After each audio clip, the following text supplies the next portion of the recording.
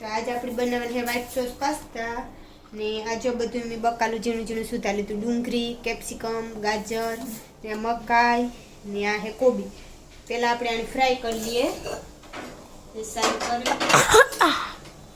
ને પાસ્તા તમે પહેલાં જ બાફે રાખ્યા એટલે પહેલાં ફ્રાય કરી લઈએ આને. હાલો એવા આપણે તેલ ફેંકું ને એવા બધું બકાલું છે થોડી વાર અમે નાખી દઈએ તેલમાં.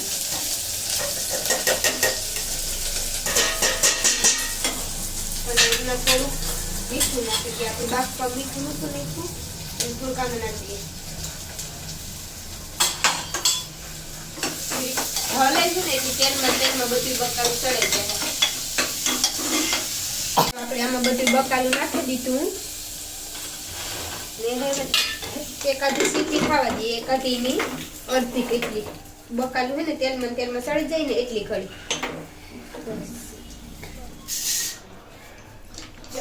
એવા આપણું બકાલું હોય ને બફાઈ એકદમ સળેલું તેલમાં જો મકાઈ ને બધું સળેલું, કોબી ને આપણે કાઢી લઈએ.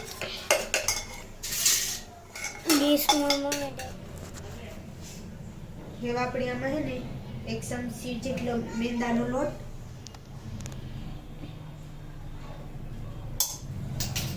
અને એમાં છે ને બટર નાખવાનું હોય પણ આપણી ત્યાં માખણ હોય એટલે થોડુંક માખણ નાખી દઈએ. લોટ ઠેકા જેટલું નાખવાનું હોય. જો આ એટલું માખણ આમ નાખ દે. રેડી બંધ કરી દે. એ પછી આપણે આને છે ને થોડીક વાર શેકાવા દેવાનું, એકદમ ધીરે ધીરે એટલે શેકાવા દેવાનું. બરાબર. જો એવા આપણો લોટ શેકાઈ ગયો. હવે આપણે એમાં નાખી દીધું દૂધ.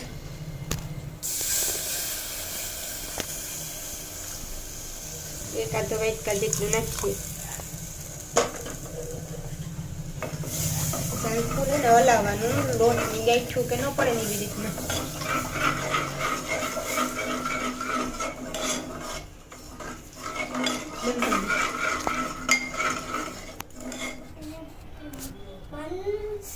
પછી એવા આપણું દૂધ ને જાડું ફેંકવું એકદમ.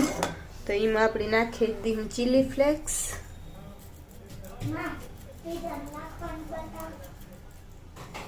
અને ઓરિગેનો.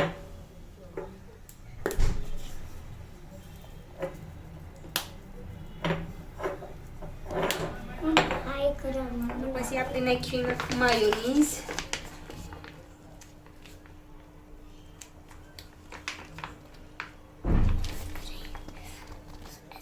થોડુંક માયોનીઝ ઓછું નાખ્યું.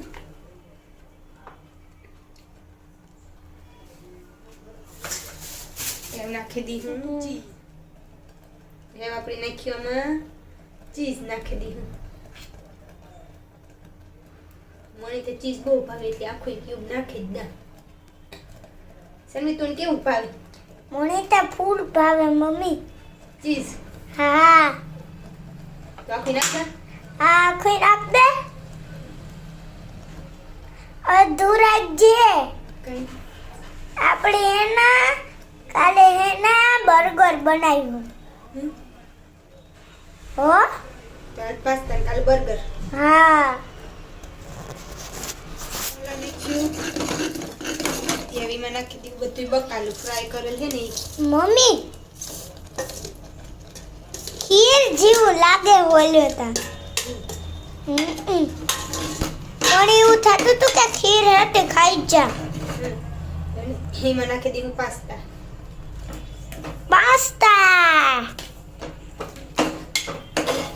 મમ્મી તને પાસ્તા વધારે ભાવે? મને